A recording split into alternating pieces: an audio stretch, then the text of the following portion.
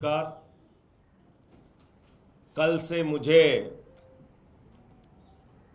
एके हंगल का शोले फिल्म वाला डायलॉग याद आ रहा है कि ये सन्नाटा क्यों पसरा है भाई।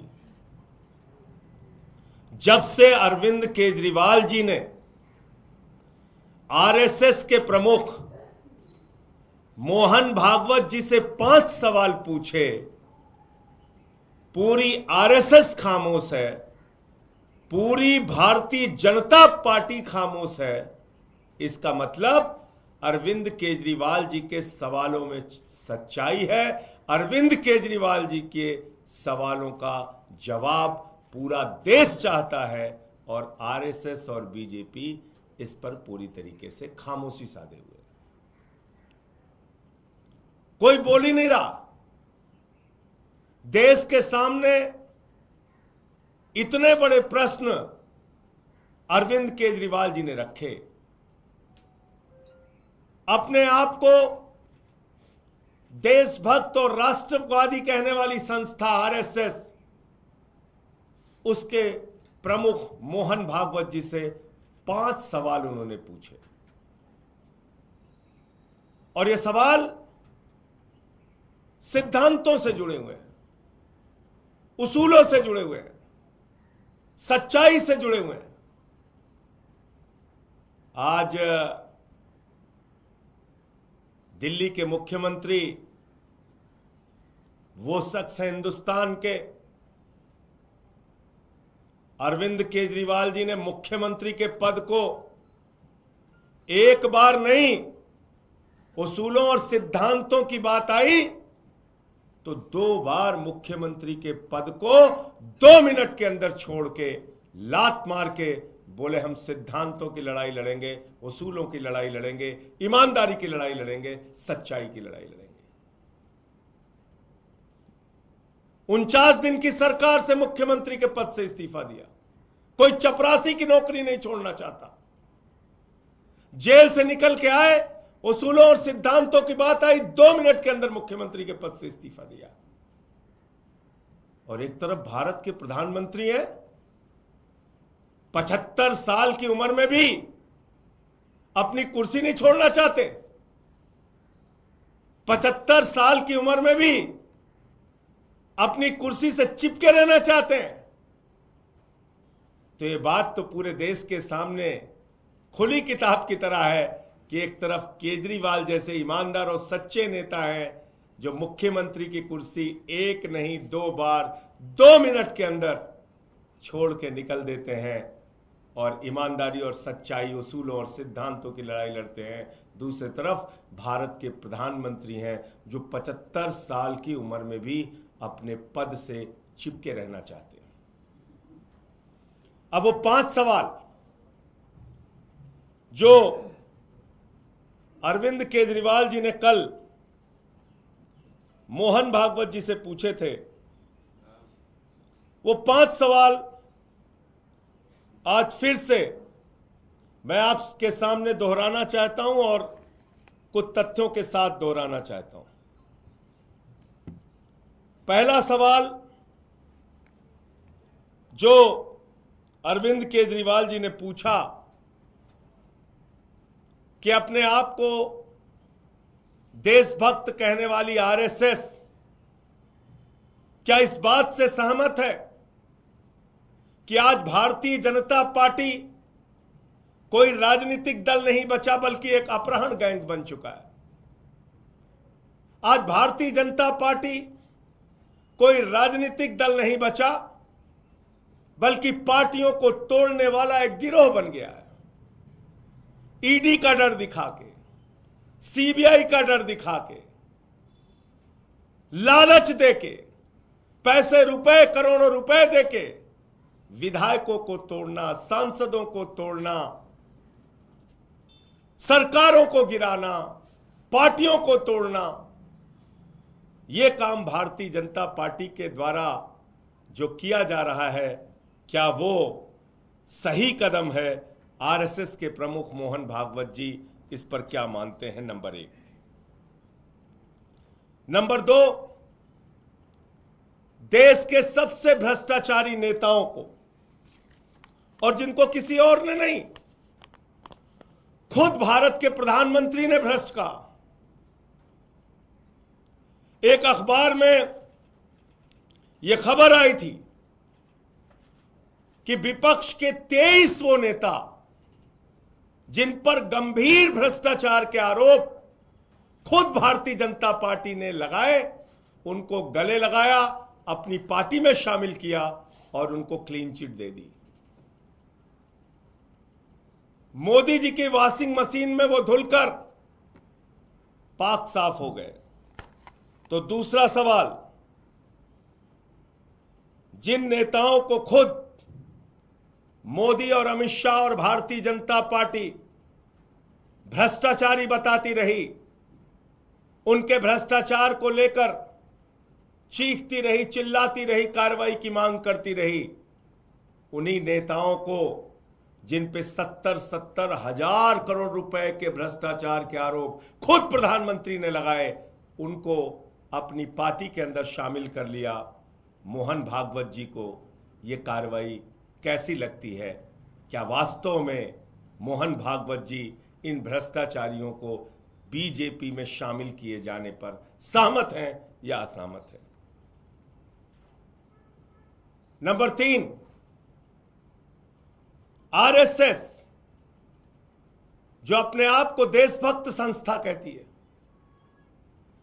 है कि हम एक नैतिकवादी मूल्यों पर चलने वाले लोग हैं। आरएसएस जो कहती है हम तो राष्ट्रीय स्वयंसेवक हैं, हम इस राष्ट्र की सेवा करने के लिए आए हैं, जिनकी जिम्मेदारी थी कि भारतीय जनता पार्टी के ऊपर नजर रखें कि वो पार्टी कभी पथभ्रष्ट ना होने पाए, और पथभ्रष्ट होने की कोशिश करे तो उसके ऊपर अंकुश लगाया जाए, उसके ऊपर रोक लगाई जाए, उसके ऊपर मोहन भागवत जी बोले, उसके ऊपर आरएसएस के लोग बोले। तो केजरीवाल जी का तीसरा सवाल है आरएसएस प्रमुख मोहन भागवत जी से कि मोहन भागवत जी, क्या आपने भारतीय जनता पार्टी के पथभ्रष्ट होने पर, इन सभी कार्रवाइयों पर आपने उन पर अंकुश लगाने की कभी कोई कोशिश की? आप उनकी इन कार्रवाइयों से सहमत हैं या असहमत हैं? आपने कभी उनको रोका कि ये क्या कर रहे हो तुम? एक ऐसे मुख्यमंत्री जो फ्री शिक्षा, फ्री बिजली, फ्री पानी, फ्री इलाज, माताओं बहनों के लिए बस की फ्री यात्रा, बुजुर्गों की तीर्थ यात्रा, मुनाफे का बजट दिल्ली के लिए, ऐसे मुख्यमंत्री को जब जेल में डाला जाता है तो क्या मोहन भागवत जी के मन में प्रश्न उठता है कि यह काम बीजेपी गलत कर रही है, मोदी जी गलत कर रहे हैं? चौथा प्रश्न जो एक एक आरएसएस के कार्यकर्ता के मन में है, और आरएसएस का जो कार्यकर्ता बीजेपी में आया है उसके भी मन में है, और वो अपने आप को अपमानित महसूस कर रहे हैं। किस दबाव में बोल नहीं पा रहे नहीं मालूम, लेकिन जेपी नड्डा जो भारतीय जनता पार्टी के राष्ट्रीय अध्यक्ष हैं, उन्होंने खुले तौर पे कहा चुनाव के दौरान कि अब हमें आरएसएस की जरूरत नहीं है। तो क्या बेटा इतना बड़ा हो गया कि मां को आंखें दिखाने लगा? अपनी मातृ संस्था जिसकी कोख से बीजेपी पैदा हुई, उस आरएसएस को आंखें दिखाने का काम आज मोदी, जेपी नड्डा और अमित शाह कर रहे हैं। आरएसएस के प्रमुख को यह कही हुई बात कैसे लगी? उनके मन को ठेस पहुंची कि नहीं पहुंची? आरएसएस के कार्यकर्ताओं को ठेस पहुंची कि नहीं पहुंची? बीजेपी के अंदर जो आरएसएस से आए हुए लोग हैं उनके मन को ठेस पहुंची या नहीं पहुंची? चौथा सवाल मोहन भागवत जी से दिल्ली के नेता, देश के नेता और पार्टी के राष्ट्रीय अध्यक्ष आदरणीय अरविंद केजरीवाल जी ने पूछा है। और पांचवा और अंतिम सवाल जो पूरा देश जानना चाहता है, जिसका जवाब जिसका जवाब पूरा देश सुनना चाहता है, और वो जवाब भारत के प्रधानमंत्री से भी सुनना चाहता है, आरएसएस के प्रमुख से भी सुनना चाहता है। आरएसएस ने और बीजेपी ने एक सिद्धांत निर्धारित किया अपने संगठन के लिए कि 75 साल पूरा होने पर भारतीय जनता पार्टी के नेता को अपने पद से इस्तीफा देना पड़ेगा। 75 साल की आयु पूरा करने के बाद कोई लोकसभा विधानसभा का चुनाव नहीं लड़ेगा, कोई मंत्री मुख्यमंत्री और प्रधानमंत्री नहीं बनेगा।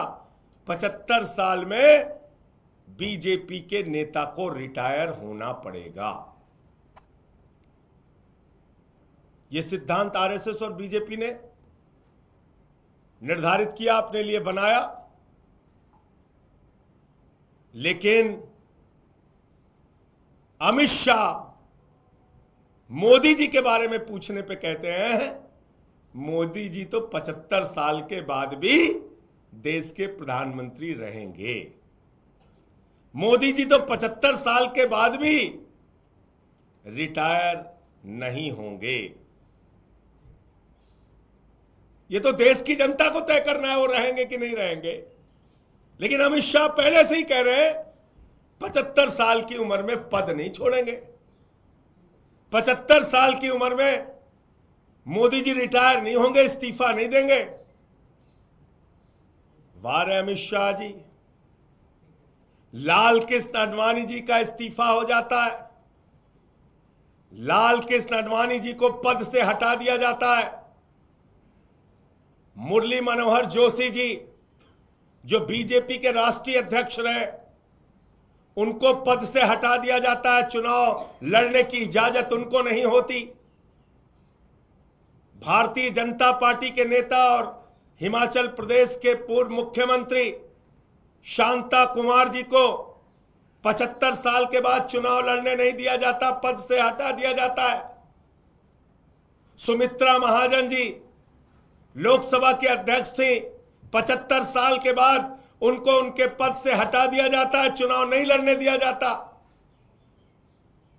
वीसी खंडूरी जी 75 साल के बाद रिटायर कर दिया जाता है, चुनाव नहीं लड़ने दिया जाता। ये तमाम नेता, कलराज मिश्रा जी हमारे उत्तर प्रदेश के नेता, उनको 75 साल के बाद रिटायर कर दिया जाता है, पद से हटा दिया जाता है। लेकिन मोदी जी 75 साल के बाद भी रिटायर नहीं होंगे।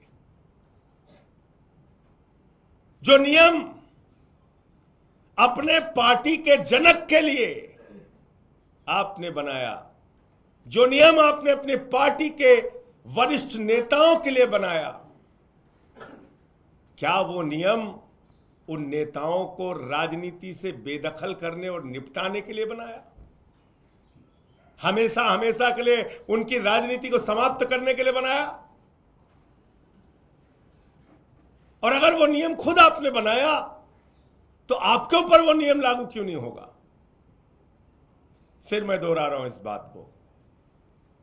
एक तरफ अरविंद केजरीवाल है जो एक बार नहीं 2 बार मुख्यमंत्री के पद को, यहां लोग चपरासी की नौकरी नहीं छोड़ना चाहते हैं, मुख्यमंत्री के पद को 2 मिनट में छोड़ के उसूलों, सिद्धांतों, सच्चाई और ईमानदारी के लिए आगे बढ़ गए, उसकी लड़ाई के लिए निकल पड़े।